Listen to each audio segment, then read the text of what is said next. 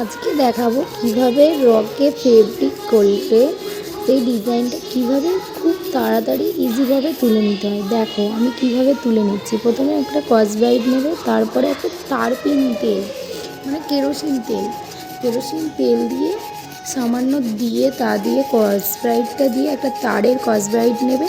আর দেখো কত তাড়াতাড়ি ইজিভাবে উঠে যায়।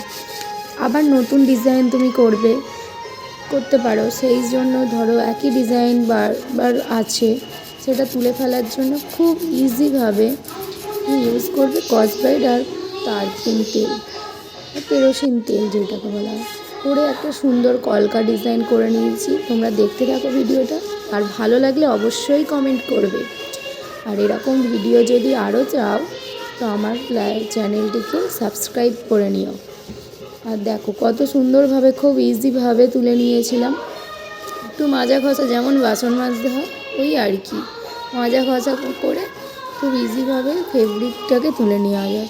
ফেব্রিক পরে গেলে আমরা প্রথমে ভয় পেয়ে যাই কীভাবে উঠবে, রিমুভার, যেমন নেল পলিশ করলে রিমুভার, সেই রকমই আমরা ফেব্রিক যদি করেই আবার নতুন ডিজাইন করতে চাই, সেইটা তুলে এইভাবে তারপিন তেল দিয়ে আমি তুলে নিয়েছিলাম। আর সুন্দর আর একটা কলকা ডিজাইন করে নিয়েছি।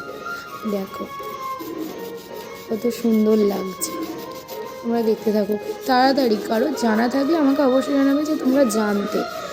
আমার কাছে তো এটা নতুন, আমি এটা তাই সবার সাথে শেয়ার করলাম যে নিউভাবে যে আবার ডিজাইন করতে পারো। দেখো তারপরে একটা সুন্দর সিম্পল কলকা ডিজাইন করেছি, একেবারে সিম্পল ফেব্রিক।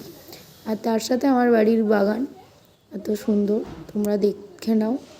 শীতের রোদ আর সামনে গাঁদা ফুলের চারা, আর কি কত সুন্দর লাগছে তাই না।